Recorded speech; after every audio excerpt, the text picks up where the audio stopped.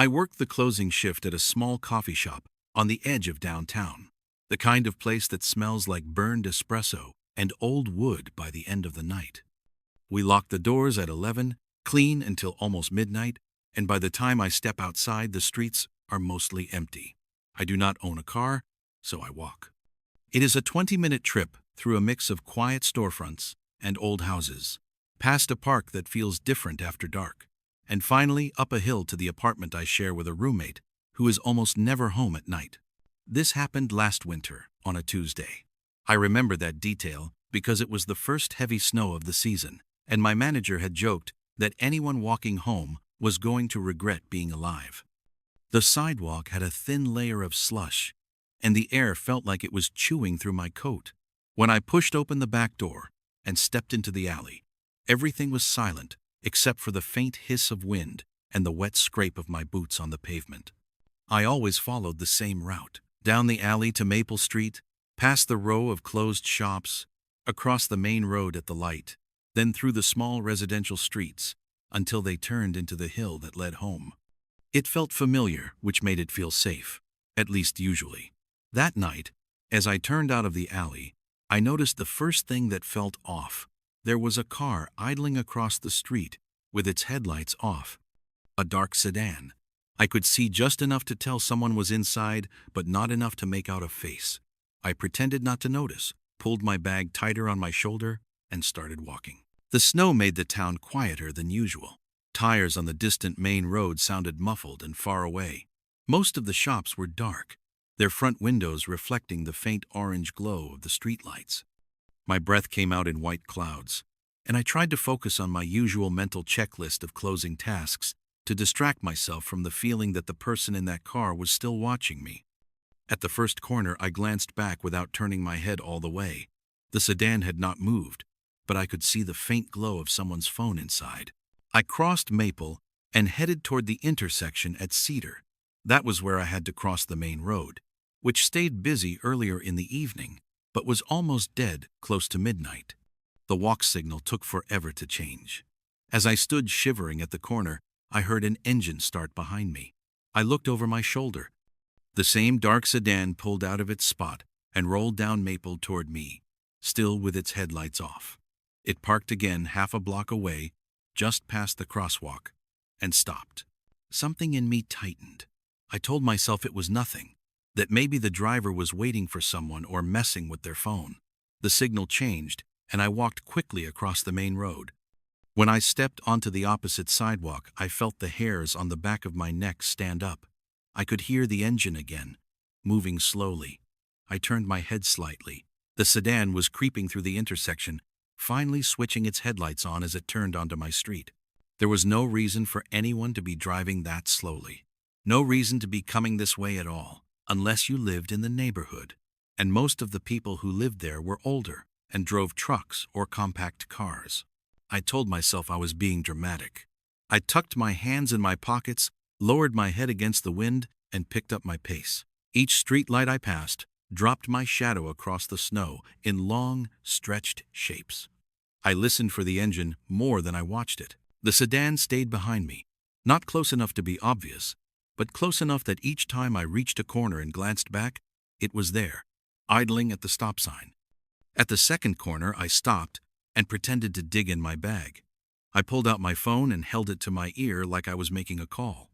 The car rolled forward a few feet, then stopped again. I could see the silhouette of the driver now. A man.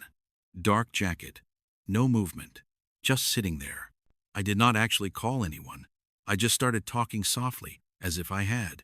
I said my roommate's name and told the empty line that I was almost home and that the walk was cold. My voice sounded fake to my own ears, but I hoped the man in the car would hear it and think I had someone waiting. When I started walking again, the car waited, then followed. Not fast, just staying with me.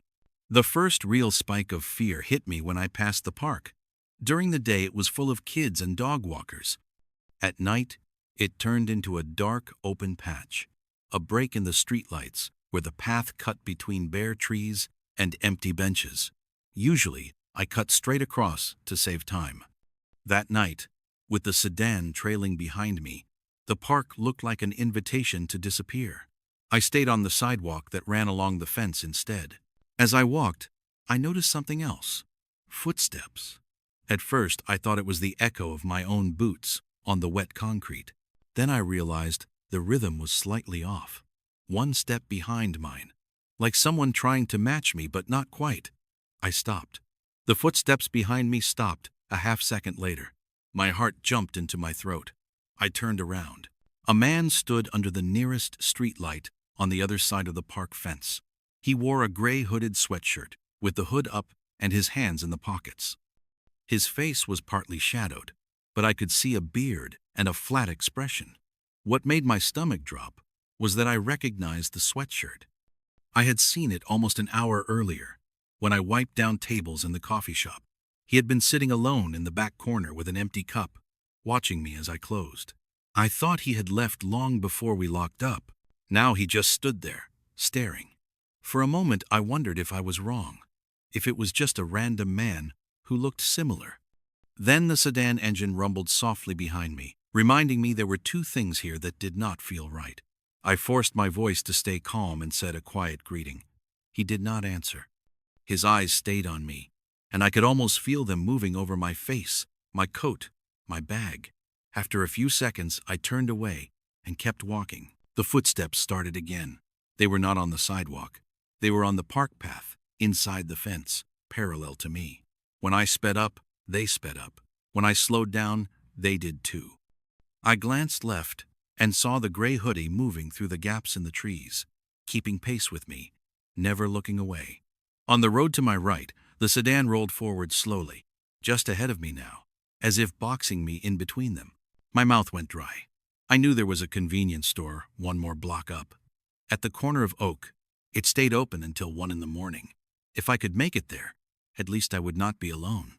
I slipped my phone into my pocket, bent my head, and walked as fast as I could without breaking into a run. The park ended, replaced by houses with dark windows and chain-link fences. The man in the hoodie stepped out of the park gate and onto the sidewalk behind me. The car pulled up to the next stop sign and paused. I heard the footsteps gaining on me. I felt my body wanting to turn and look, but I knew if I did, I might freeze. The store sign came into view ahead, buzzing red and white, a tiny island of light. I was halfway to it when a voice spoke right behind me, close enough that I felt warm breath on the back of my neck. "You work at that coffee place on Maple." I stumbled and almost fell. I turned because I could not help it. The man in the hoodie was right there, no more than a foot away. His eyes were flat and wide, his beard flecked with snow. Up close he smelled like stale cigarettes and something sour. I forced a shaky smile and nodded, trying to act like this was normal. "Yeah, I just got off," I said. He tilted his head, examining me. His gaze dropped to my name tag, which I had forgotten to take off, and was still clipped crookedly to my jacket. His lips moved silently as he read it. Then he smiled. The smile did not reach his eyes. "I have seen you walk home a lot," he said. "You should not walk alone this late." Every instinct in me screamed. Somewhere behind us, the sedan engine revved softly, then pulled closer. I could sense it moving up along the curb. I tried to step away from the man, but he matched my movement, still smiling. "My place is just a few streets over," he said. "I could walk you there. It is safer with me."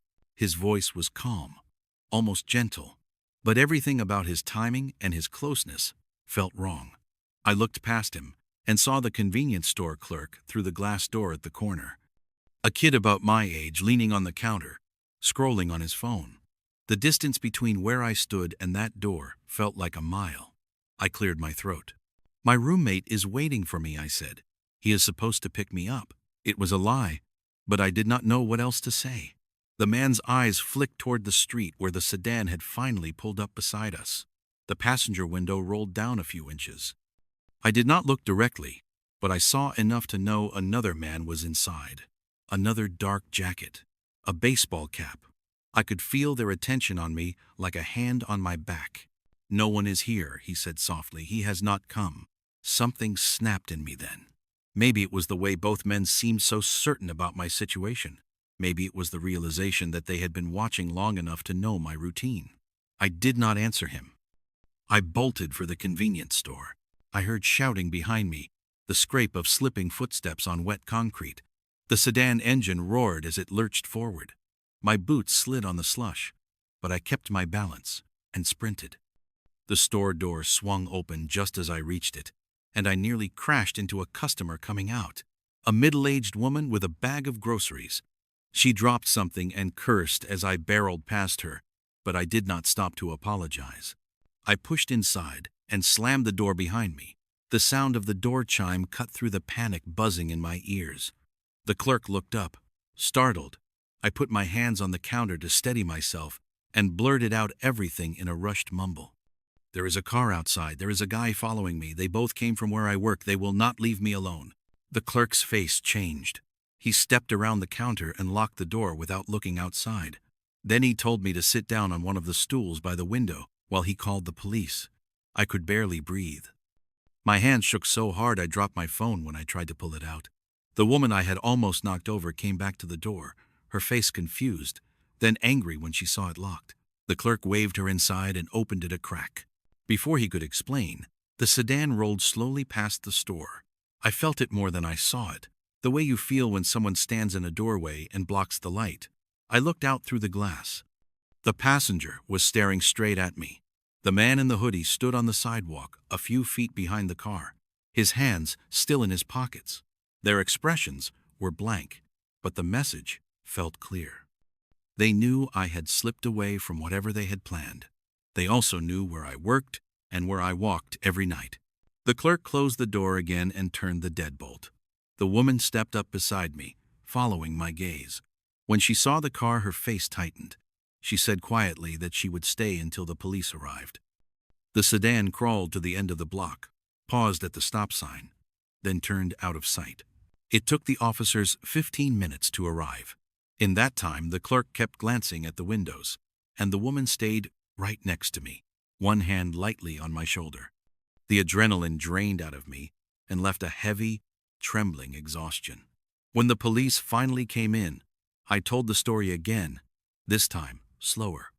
They took notes, asked for descriptions, asked if I had seen the car before. I had not. Then they escorted me home in the squad car and checked the street before letting me out. I thought that would be the end of it. The officers said they would drive the route I took each night and keep an eye out for the sedan. They advised me not to walk home alone if I could avoid it. I told my manager the next day, and she listened with a tight expression, then started rearranging the schedule so I would not close by myself. My roommate actually came home early that night and joked about learning self-defense. For a little while, I felt safe again, or at least safer. 2 days later, one of the officers called my cell. They had pulled security footage from the cameras on Maple Street and the traffic light at the main road. They wanted me to come down to the station to look at it. When I got there, they walked me into a small room and played a video on a monitor. At first, it just showed me locking the coffee shop door and stepping into the alley. Then a few seconds later, the dark sedan rolled by at the end of the block, headlights off, moving slowly. The video cut to a different angle near the park. This time I could see the man in the hoodie standing under a streetlight, long before I reached him. He was not just standing there. He was looking toward the camera, then at his phone, then back the way I would be coming, waiting. What made my stomach twist was the third clip. It was from a camera mounted on a house near my apartment. The timestamp was from the previous week, about the same time at night. Same car, same man in the hoodie, walking slowly up my street, looking at each house number, then standing for a long time across from my building before turning back toward town. They had been watching my route long before that Tuesday, not just following me at random, but planning, testing, waiting for an opportunity when I was alone and no one else was around. That realization did something to me I cannot fully describe. It was not a movie kind of fear. It was colder and deeper and more ordinary. The sense that there are people who will watch you like that, quietly, day after day, until the night they decide to act. The police never found the men. The plates on the sedan were stolen. The man in the hoodie had never used his card at the coffee shop, and the late-night footage at my work was low quality. After a while, the calls from the station stopped. Life moved on. I changed my schedule and saved money until I could move to a different part of town. I started getting rides or taking a crowded bus instead of walking alone at night. But sometimes, when I leave work after dark and feel the weight of empty streets pressing in, I still remember that soft engine behind me and the sound of footsteps trying to match mine. I remember the calm voice beside me saying that no one was here and that I should not walk alone. And I wonder how many times someone like that has walked a few steps behind a stranger, waiting for them to make the mistake of thinking that a familiar route is the same thing as being safe.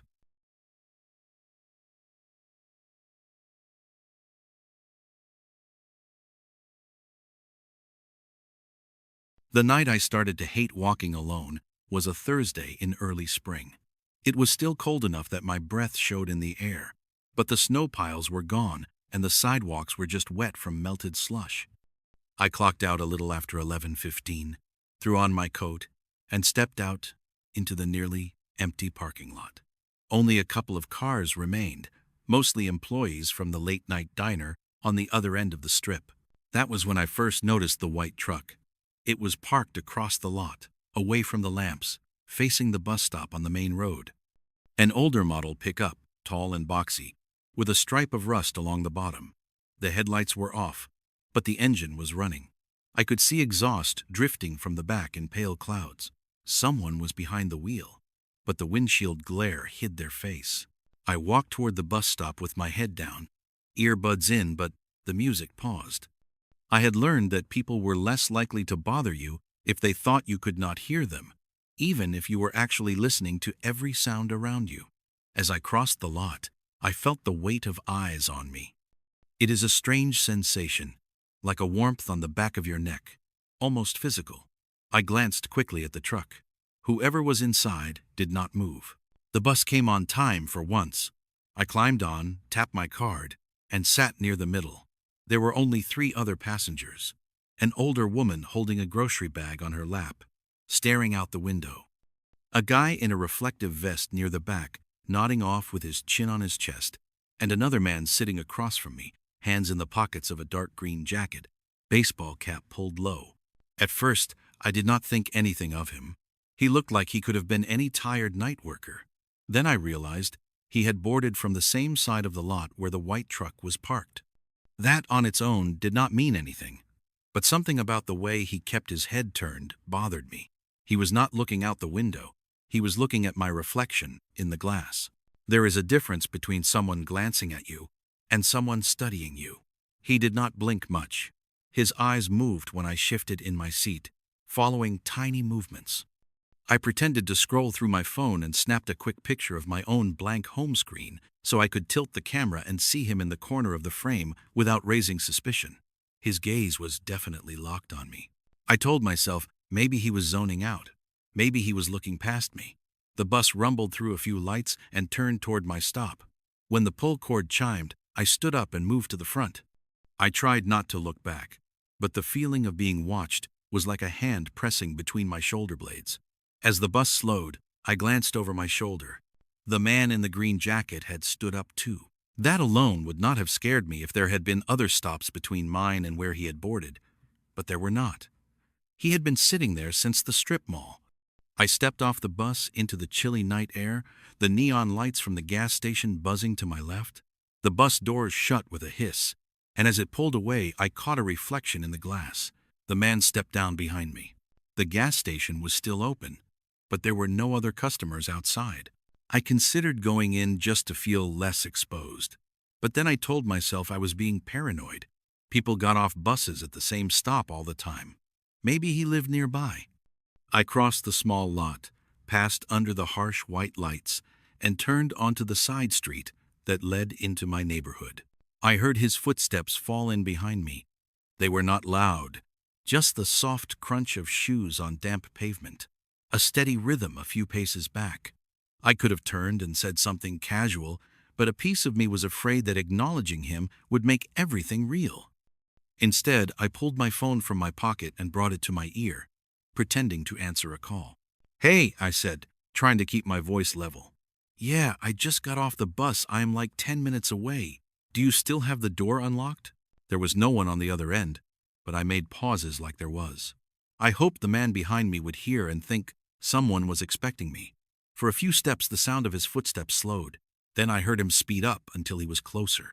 You should not walk while you are on the phone at night, he said. His voice was normal, almost friendly, but it made my heart kick against my ribs. I turned my head slightly without stopping and gave a quick smile. It is fine, I said. My cousin is on with me. I put the phone back to my ear, as if to prove it. The streetlights cast long shadows of us, both on the sidewalk, stretching ahead. He kept pace beside me now, not behind, just far enough to feel like an intrusion. I have seen you on this route before, he said. You work at the mall, right? The clothing store. My mouth went dry. There were a few ways he could have guessed that, but hearing it out loud, in that calm tone, made my skin crawl. I nodded once. Yeah, I said, closing shift. He smiled slightly. It did not look like a warm smile, more like someone satisfied to have a guess confirmed. Long walk for this time of night, he said, looking down the empty street. How far do you have to go? I lied without thinking. Only a couple blocks, I said. My cousin is waiting outside. He looked ahead, then around at the quiet houses. Most of the windows were dark. A few porch lights glowed, but there was no one visible on any of the lawns. No one smoking on a stoop. No one walking a dog. Not many people out, he said. He did not sound concerned, just stating a fact. We reached the first turn into the residential area. Normally I went right.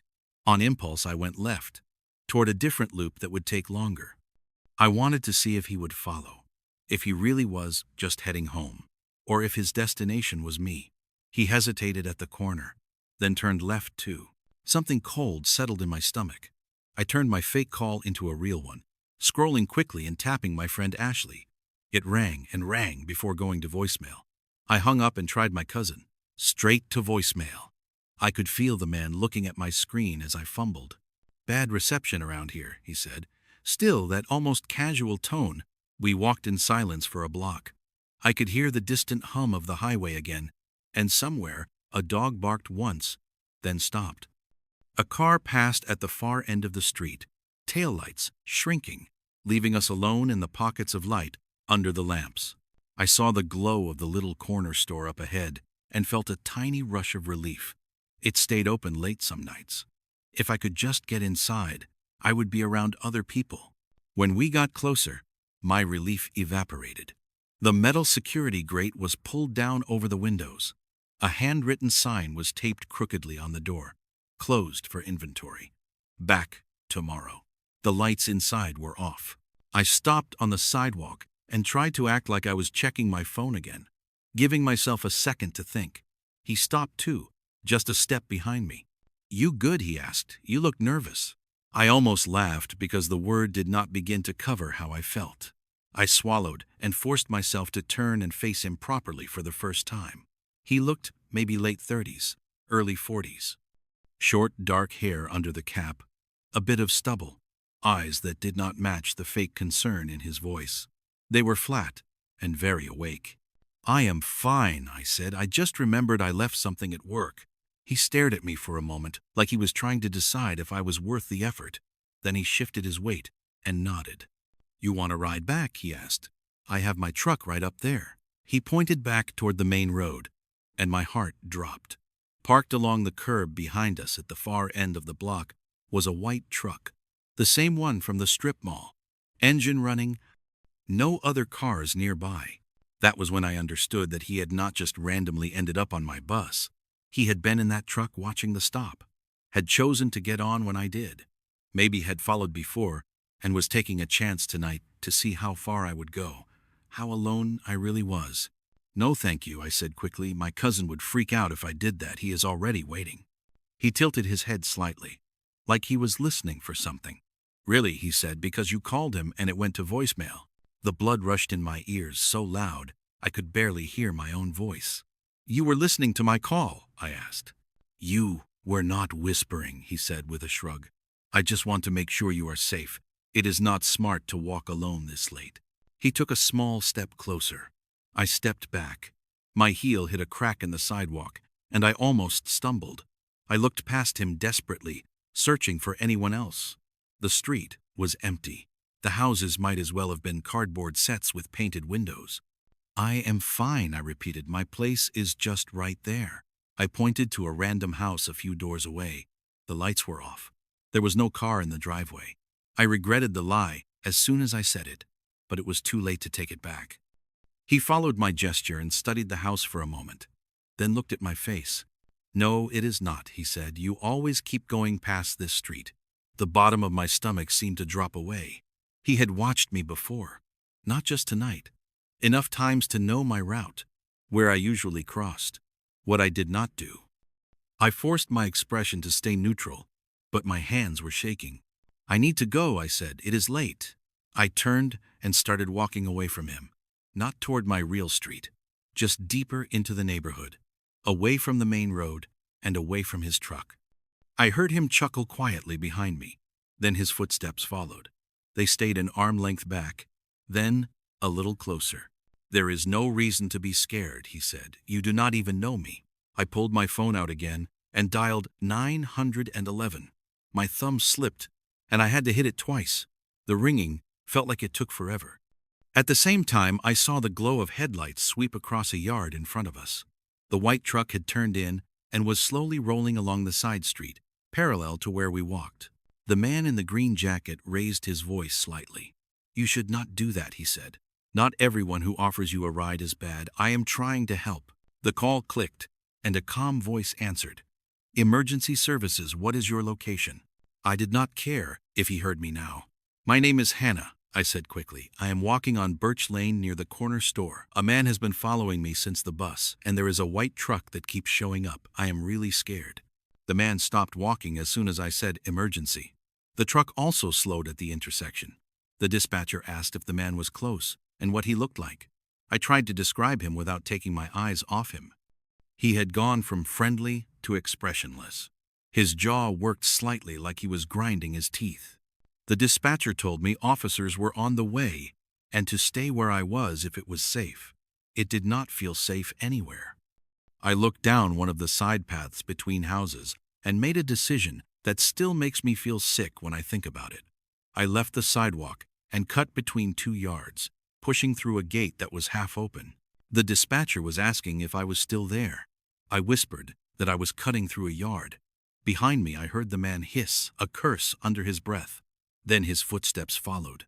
The white truck turned the corner and crept along the next street, its engine a low growl, like it was circling the block to intercept me. The yard I had entered opened onto a narrow strip of grass behind several houses, separated from a drainage ditch by a chain-link fence. It gave me cover from the street, but also blocked the obvious escape routes. I followed the line of fence, my shoes slipping on wet patches, breathing hard into the phone. The dispatcher told me to stay on the line, to keep talking, but my voice was shaking so badly I could barely get words out. I heard the gate creak behind me. The man came through slower, like he knew he had me further from anyone else now. His footsteps were heavier on the soft ground. "You are making this harder than it needs to be," he called quietly. "I just want to talk." I pressed myself close to the back of a shed, trying to make myself small in the shadows between 2 properties. There were trash bins lining the side of one house, tall enough that I could crouch behind them. I slipped into the gap and held my breath, pulling the phone close to my chest. The dispatcher kept asking if I was safe, telling me officers were nearby. The man walked past the bins, only a few feet away. I could see his profile between the plastic lids and the wooden wall. He was looking around, scanning the dark yard, his hands flexing once by his sides. For the first time, I heard a hint of frustration in his voice. "I know you live near here," he muttered. "I have seen you leave that bus and turn up Oak like 4 times. You should not make people chase you like this." The words made my stomach twist. He was not just some random guy who made a bad decision. He had watched me enough to count the times, enough to recognize patterns. This was not new for him. This was a routine he had been developing while I was just trying to get home. A pair of headlights flashed across the fence from the street beyond, brighter and closer than the truck. Red and blue lights followed. A voice shouted from beyond the yard. Police, step out where we can see you. The man froze. For a second, I thought he might try to find me and grab me as leverage. Instead, he turned toward the fence and moved quickly, looking for an opening. There was a section where the metal was bent near the ditch. He kicked at it, squeezing through the gap with a scraping sound of jacket against wire. The dispatcher heard the shouting and told me officers were at the front of the block. I stayed behind the bins until I heard someone calling my name. It was a different voice, loud and certain. Hannah, this is Officer Simmons. If you can hear me, tell me where you are. My throat felt raw, but I forced myself to speak up, my voice breaking as I tried to explain I was behind the houses by the drainage ditch. A flashlight beam swept into the yard and landed on the bins. A uniformed officer came around the corner, one hand on his radio, eyes scanning the shadows. When he saw me, his expression softened, just a little. You did the right thing, running and calling, he said. Come on, let us get you out of here. They never caught the man from that night. The officers followed the trail along the ditch and found where the fence had been bent for a while, like someone had been using that path more than once. They ran the plates on the white truck from my description and from a blurry door camera one of the neighbors had. The truck had been reported sold 3 months earlier to a buyer with cash and a fake name. For a while after that, patrol cars went by my street more often around the time I would be coming home. The clothing store manager rearranged my shifts so I left earlier, and my cousin started picking me up when she could. Eventually, the extra patrols faded. New cases came up. Life kept moving. I moved apartments 6 months later to a different side of town, closer to my job at a different mall. I drive now. On paper, nothing actually happened to me that night. I got home. I was not grabbed or forced into a truck, or worse. The police file probably lists it as a suspicious person, maybe stalking. Nothing dramatic. But every time I walk alone at night, even from my car to my front door, I feel that same pressure between my shoulder blades. The sense that someone could be sitting in a vehicle with the engine idling, watching me mark out my little path, counting how many times I make the same turn, how often I am alone, how long it takes me to fumble with my keys. Sometimes what scares me the most is not what happened that night, but how many nights like it there might have been where I did not notice the truck, or the eyes, or the patterns being made around me while I was just trying to get home.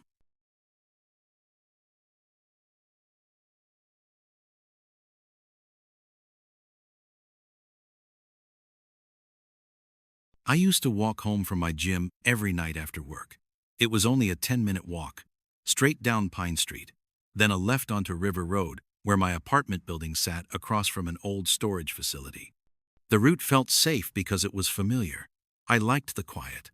I liked the chance to unwind before going inside. I liked believing nothing bad could happen on a street I traveled almost every day. For a long time, nothing did. My gym closed at 10. I would shower, fill my water bottle, tie my shoes tight, and step out into the night air around 10:15. Pine Street had a few late businesses still glowing with light. A taco place, a 24-hour pharmacy, the bar with the noisy patio. But once I reached River Road, everything went dark. That street had no sidewalks, only gravel shoulders and wide ditches. The storage facility across from my place had motion sensor lights, but half of them never worked. This story starts on a Monday night in the middle of July, hot enough that the pavement still radiated heat after dark. I remember that because when I left the gym, the air outside felt thick enough to chew. The sky was cloudless, and the only sounds were crickets and the ticking of an old sprinkler behind the taco place. It felt like a normal night, the kind where nothing should stand out. I stepped onto Pine Street and started walking. I passed a few groups of people coming from the bar, their laughter echoing. I passed a guy walking a tiny dog who nodded at me as we crossed paths. It all felt familiar. I turned onto River Road without thinking about it. Halfway down River Road is an old bus bench that no bus has stopped at for years. The bench is warped wood under a metal canopy, and most nights it sits empty. That night, someone was sitting there, a man wearing a plain white shirt and light jeans. He had no bag, no phone in his hand, and no reason to be waiting at a stop that had been shut down before I even moved into the area. He sat very still, both hands on his knees, head tilted down, It looked like he was staring at the ground. I saw him from far off and immediately felt a shift in my stomach. Not fear yet, just awareness. The kind that says, pay attention. As I got closer, I kept waiting for him to look up. He did not. It was strange, because most people glance up when someone approaches, even if only out of habit. When I walked past the bench, no more than 6 feet away, I slowed slightly just to gauge him. That was when I realized something that made my skin tighten. He was not looking down. His eyes were open and angled straight ahead, but his head was tilted so far downward that it created the illusion he was staring at the ground. His eyes were locked on the road in front of him, right where I was walking. I pretended not to notice. I kept my pace steady. When I walked past, I felt a chill in spite of the heat.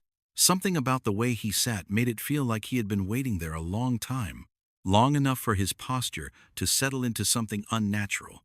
I kept going until the storage facility came into view.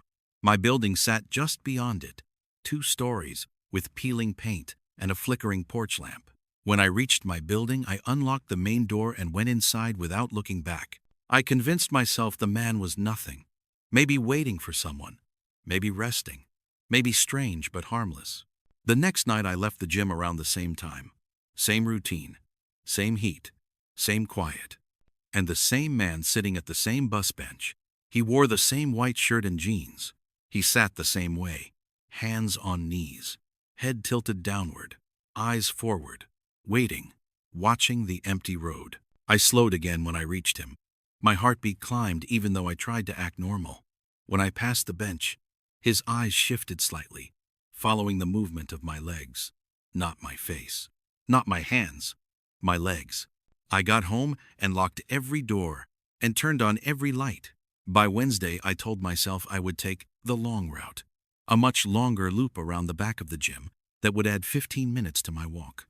But when I stepped outside, the night felt calm enough that I convinced myself I was overreacting. I took the usual route again. When I approached River Road, my arms prickled with goosebumps that had nothing to do with the heat. He was there again. Same clothes, same posture, same stillness. But this time something was different. His head was not tilted down. It was turned toward the road that led from the gym, the direction I would come from. And the second I stepped within his line of sight, his chin lifted just enough to show he had been waiting for that moment. I did not see his face fully. The street lamps on River Road cast more shadows than light, but I could see the shape of his mouth. It moved slightly when he saw me. Not a smile, not a frown. Something like a twitch. A small tightening, like someone fighting back a reaction. I crossed the road early to put distance between us. His head turned a few inches as I passed. Slow, deliberate, tracking. I walked faster than normal the rest of the way. When I got to the door of my building, I heard something faint in the distance. A crunch of gravel. 1, 2, 3 footsteps. Then, silence. I went inside and locked the door so fast, my hand slipped on the latch. After that, I stopped pretending everything was normal. Thursday night, I asked a coworker if he could give me a lift home. He said sure. We drove past the storage facility, and I looked out the window. The bus bench was empty. For a moment, I felt relief. Maybe he had just been some guy passing through. I told myself that until morning, when I left for work. The storage facility sits directly across from my apartment. To get to the bus for my day shift, I have to walk right past it. When I stepped outside around 8:30, bright morning sun casting long shadows, everything looked normal at first. Workers were rolling up the metal doors. A guy with a clipboard was talking to one of the tenants. Then I saw it. Near the chain-link fence, facing my building, was a pair of wet footprints. 2 perfect impressions on the concrete, spaced like someone had stood there for a long time. The rest of the ground was dusty and dry. These prints were fresh, clean, bare feet, no shoes. Someone had been standing there recently enough that the sweat or water from their feet had not evaporated. I did not tell anyone. I wish I had. Friday night, I did not have a ride. My coworker had left early. I stood outside the gym with my keys in my hand, trying to convince myself to call a rideshare. But I did not want to spend the money, and the night felt so normal and warm and harmless that I dared myself to walk. I was angry at myself for being scared of someone who had not actually done anything. I kept saying it in my head. He has not done anything. He has not touched me. He has not spoken. Maybe he is just strange. The kind of lies you tell yourself when you do not want to admit you are in danger. I took Pine Street. When I turned onto River Road, the first thing I noticed was the silence. No breeze. No crickets. Even the distant cars sounded muffled.